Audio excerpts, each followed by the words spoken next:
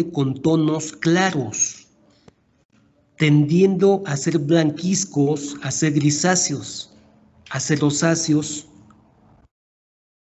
Y de esa manera, más o menos, tomando en cuenta un poco el color y el tono del color, pues puedo definir, jóvenes, si los minerales son ácidos en comparación a los minerales básicos.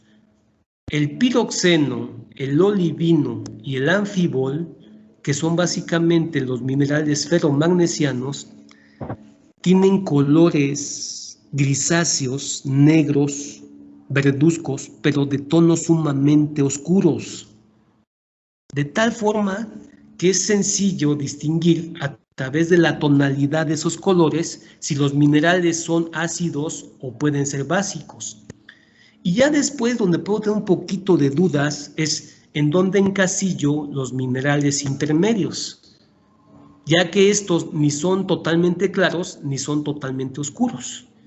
Pero es una forma más o menos de distinguir esos minerales. Ya después, con fotografías, les voy a enseñar un poquito cómo distinguir esos minerales. Hasta ahorita, jóvenes, simplemente es una plática de cómo vamos a clasificar a las rocas ígneas y cómo vamos a distinguir a estas dentro de tres grandes familias.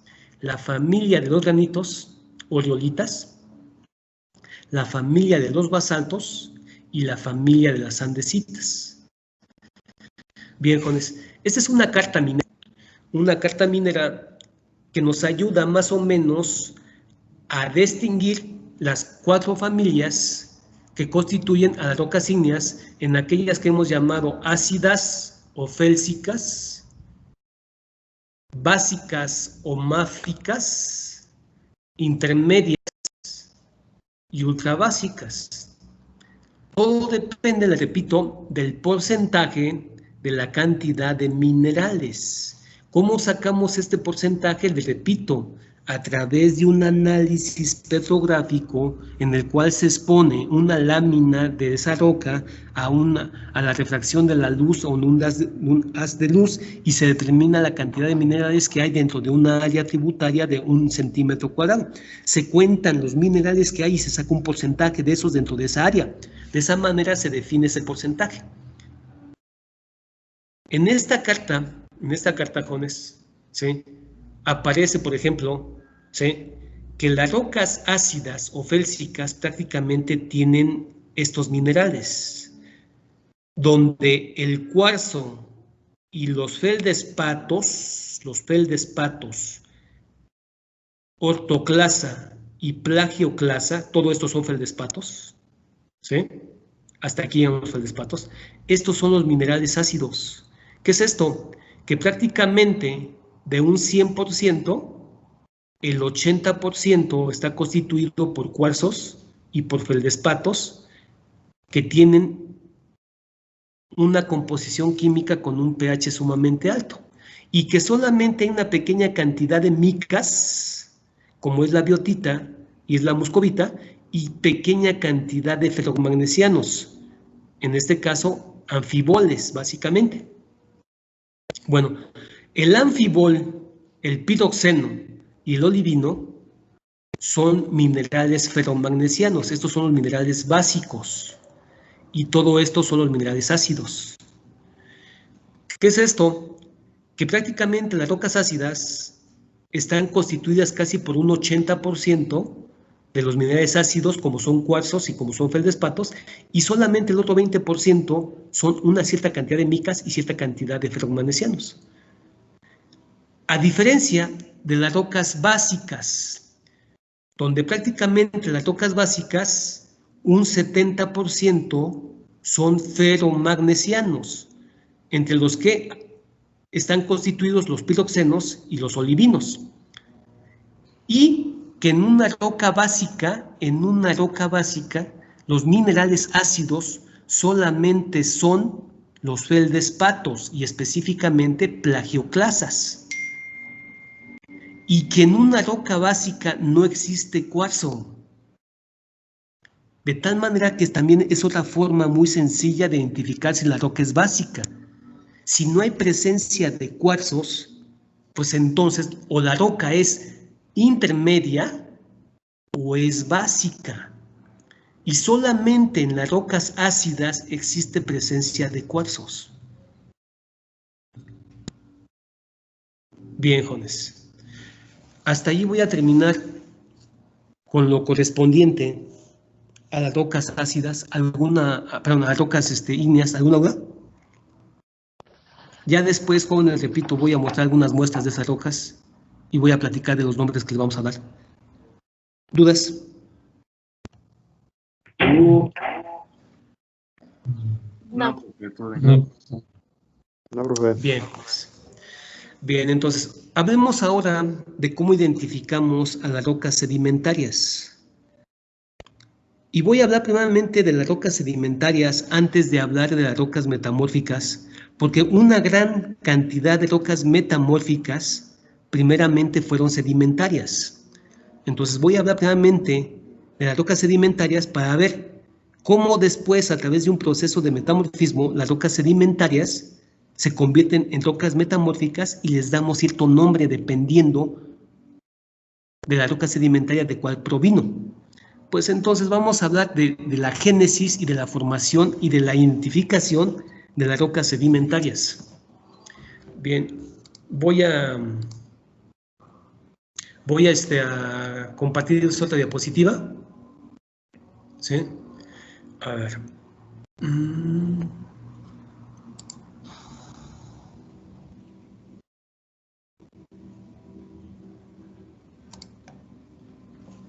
Ahí está. Ahora sí.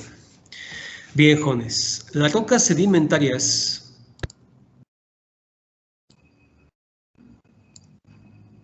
voy a hacer un poco más grande esto para que sea un poco más legible. Ahora sí. Las rocas sedimentarias comúnmente vienen de un proceso de la descomposición y desintegración de rocas ya preexistentes. Esas rocas preexistentes pueden ser ígneas o pueden ser metamórficas, e incluso también pueden ser las mismas rocas sedimentarias ya constituidas. Aquí no las puse, pero al final de cuentas el proceso de erosión, de fragmentación y de alteración las presentan todas las rocas ya existentes. Y esas rocas ya existentes pues pueden ser ígneas, pueden ser metamórficas o pueden ser sedimentarias. De tal forma que ese proceso de fragmentación física o mecánica y alteración química la van a presentar todas las rocas ya existentes y de allí van a salir, jóvenes, el producto final que va a constituir a una roca sedimentaria. Bueno, las rocas ya persistentes, como pueden ser ígneas metamórficas, pasan por un proceso de fragmentación física o mecánica a través de un proceso que llamamos intemperismo. De ese proceso de intemperismo sale un residuo final que llamamos clasto o detrito. Ese proceso de fragmentación que llamamos clasto o detrito después pasa a un proceso de erosión, donde el clasto se va haciendo cada vez más pequeño. Y de esa manera, los clastos pasan a ser, jóvenes, de un proceso de fragmentación en bloques de roca, en cantos, en boleos, en gravas, en arenas y en limos. Ese es el proceso final en el cual el intemperismo y la erosión van fragmentando en diferentes tamaños a los diferentes detritus que resultan de un manto rocoso. Después del proceso de erosión, esos clastos tienen que ser removidos de su lugar de origen. Y entonces aquí entran los agentes de transporte. Bueno, antes de que se dé todo este proceso, primeramente lo que yo tengo es un manto de roca. Un manto de roca que puede ser ígnea o metamórfica y que a través de un proceso de fragmentación física que llamamos intemperismo y en donde prácticamente lo primero que genera ese proceso es los esfuerzos tectónicos. De esa manera los mantos se fragmentan en fragmentos de roca. Los fragmentos de roca después pasan por un proceso de fragmentación más pequeño que tiene que ver también con esos esfuerzos tectónicos, y de esa manera los fragmentos de roca pasan a ser cantos o boleros. Después, jóvenes, esos fragmentos pasan por un proceso de erosión en donde se van haciendo más pequeños y de ahí salen las gravas, las arenas y los limos. Dentro de esos agentes de erosión, pues tenemos, jóvenes, lo que pueden es la acción de la gravedad, la acción de la temperatura o del calor, manifestados físicamente como esfuerzos de tensión y contracción, la acción del viento, que va generando, jóvenes, primeramente, jóvenes, el choque con los mantos rocosos y va provocando la fragmentación a tamaños más pequeños, la acción del agua, que puede migrar al interior de las discontinuidades que ya tienen las rocas fragmentadas o a través de las microfisuras y provocar presión de poro, y eso puede provocar que las grietas se abran un poco más. La helada, la vegetación y todo ese proceso donde actúan todos sus agentes, pues a todo ese conjunto lo llamamos agentes de erosión, que van provocando, ¿sí?, que estos clastos se hagan más pequeños, a tal grado que cuando van haciéndose más pequeños, entonces ya pueden ser removidos de su lugar de origen. Y entonces aquí actúan los agentes de transporte. El agente de transporte más común que genera la remoción de los detritus o de los clastos es el agua. El agua manifestada como precipitación pluvial, como corriente subterránea a través, jóvenes, del caudal que escurre, como escurrimiento a nivel superficial, como río, como lago, como laguna, como mar, como oleaje, pues es el agente más importante de remoción de la materia y que transporta a esos detritos. Después tenemos el viento que es capaz de levantar a ciertas partículas de cierto tamaño cuando ya son más finas, ¿sí? La helada, o lo que vendría siendo los glaciares, que pueden arrastrar, jóvenes, a partículas sumamente grandes de roca. Y la gravedad, que por peso propio, pues las partículas, ¿sí?, cuando su peso vence a su propia resistencia, pues entonces estas se colapsan. Bien, esos son los agentes de transporte, jóvenes, más comunes, pero también tengo, jóvenes, las erupciones volcánicas. Les repito, una cosa es que el clasto o el detrito venga de un proceso de fragmentación muy lento a través de intemperismo y erosión, y la otra es que simplemente una erupción volcánica haya arrojado a esos detritos. De tal forma que dentro de esos agentes de transporte, pues los más abundantes o los más característicos, pues son, jóvenes, el agua, y que al final de cuentas el arrastre de esos depósitos o de esos detritos a través del agua, pues forma depósitos que hemos llamado depósitos glaciares, depósitos aluviales, depósitos fluviales, depósitos marinos, depósitos lacustres.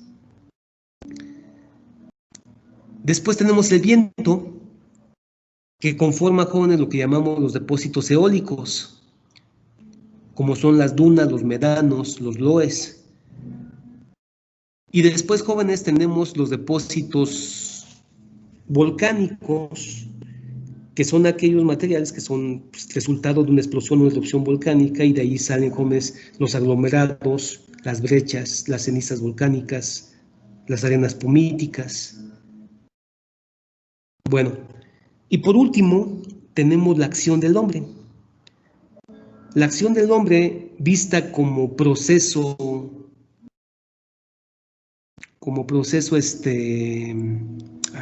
minero, da como resultado la remoción de las partículas en ese proceso minero, y da como resultado ciertos tipos de detritus, a los cuales llamamos jales, y que comúnmente constituyen depósitos mineros. Bueno, ese es el proceso donde el transporte define cierto tipo de depósito. De aquí entonces todo el material que es fragmentado aquí tiene que ser fragmentado en tamaños más pequeños